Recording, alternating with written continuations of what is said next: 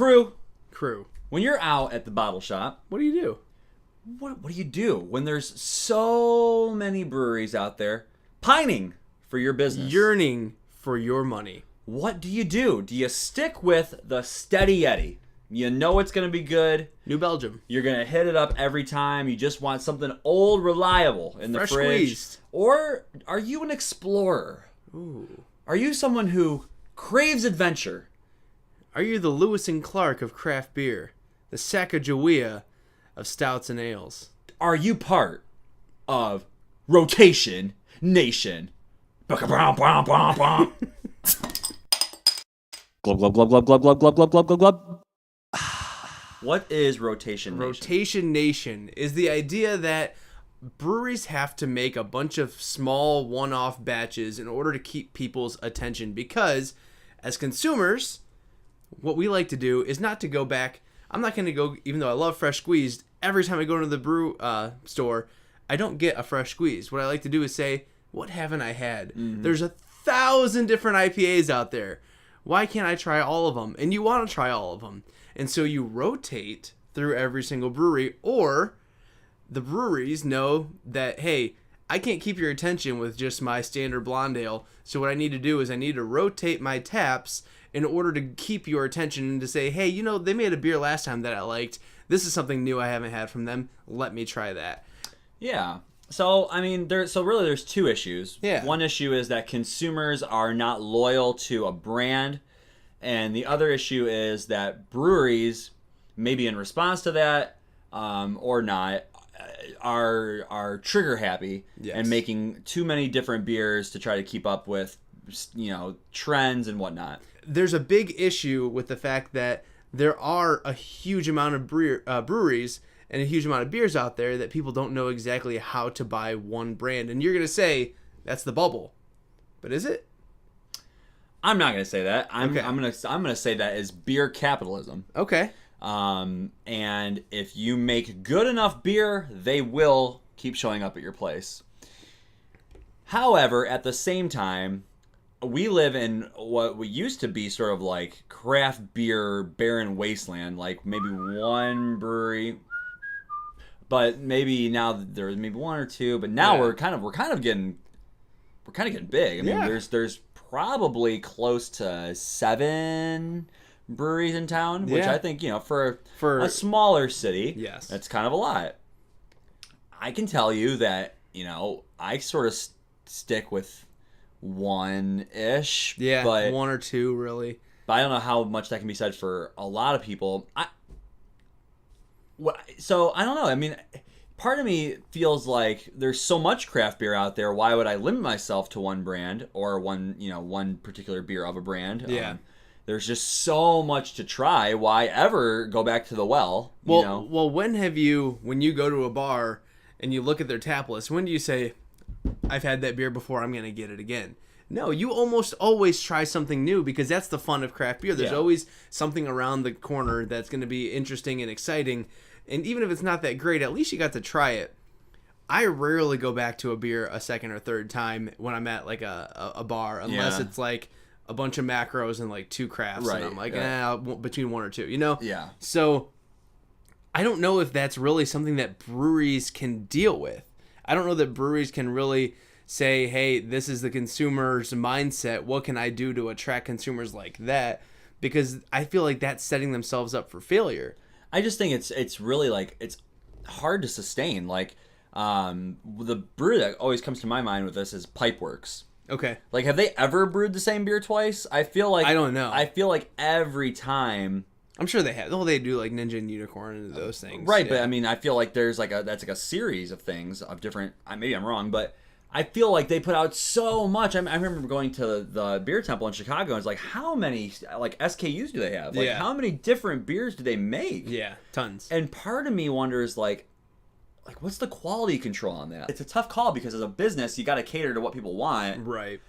But you're almost like shooting yourself in the foot, because you're trying to reinvent the wheel every single day, and it's tough to do well consistently. Which brings us to point 2. Yeah. Which is that breweries are trying to brew a bunch of different things and maybe sacrificing quality. And I don't want to lead into this beer with that mindset quite, but I picked this beer for this reason because Platform out in Cleveland, they actually have a Columbus location too. Great brewery. I love Platform. I actually went and helped them brew at their pub. Very cool people. Very, I can't say enough good things about them.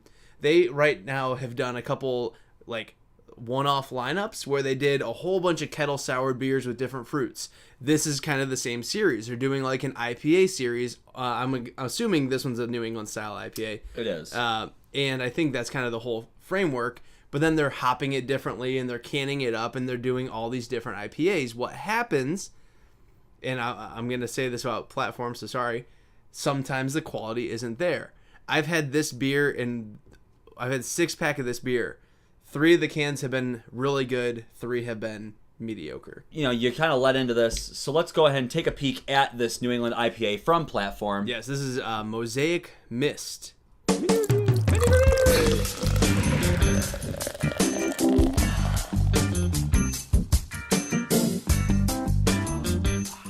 It has Mosaic, Amarillo, Galena, and Callista hops, Yes. and this is a New England IPA, which I'm seeing more and more of. It used to be like super exclusive. Yeah, now I feel like it's like if you have an IPA, you have to have also a New England IPA. Like I feel like every brewery's getting now to it that is point like now. the thing. Yeah, which So- is again, consumers drive the market, And so I it's like fine. them, so I'm Yeah. happy about it. Yeah. On the nose, I'm getting that cat urine-y. Yes. Cat urine-ness. I think that's a really nice kind of aroma. It's got a really nice hop presence on the nose. Yeah. Very fresh, very sort of clean hop smelling beer. Yeah, and it's again one of those not very bitter IPAs, but I don't even want to quite say juicy because it does have the nice mouthfeel of like one of those New England IPAs, but it kind of has some West Coasty flavors to it. Yeah, if you didn't put New England IPA on the can, to me this is a West Coast IPA.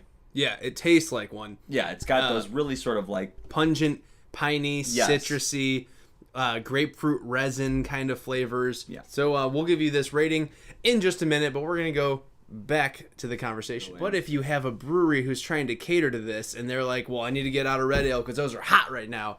And so they throw out a red ale and it's just full of diacetyl. And this person goes, hey, I need to try a red ale because I've heard of them. They go to brewery who's making diacetyl red ale. Then you're getting into the point where they're like, those things suck. Yeah. Or that brewery sucks. And then they never go back to the brewery. that is a real thing. I mean, it's happened to me where I've not gone back to places because their initial, I was like, whoa, that's some bad beer. Oh, yeah. We've had some real bad beer from people. And until you get the quality down, it's hard to sit there and try and reproduce or to produce a bunch of different beers. So it's really, the rotation nation's kind of hurting those breweries as well. I just think the onus is on the brewery, which maybe is tough, right? I mean, the burden's on the brewery to keep things fresh, exciting, and good. But if you make 30 barrels of a beer and it sucks and you drain that's thousands of dollars down the drain. Mm-hmm. So many people are going to push this and say the consumer doesn't know any better, push it out the doors and just pray for the best. Let me just let's go in here and let's try and give this beer a rating. You've already finished yours, so you must have thought it was pretty dang good. I did. What are you going to give this Mosaic Mist? Well, I think that for New England IPA, it falls short.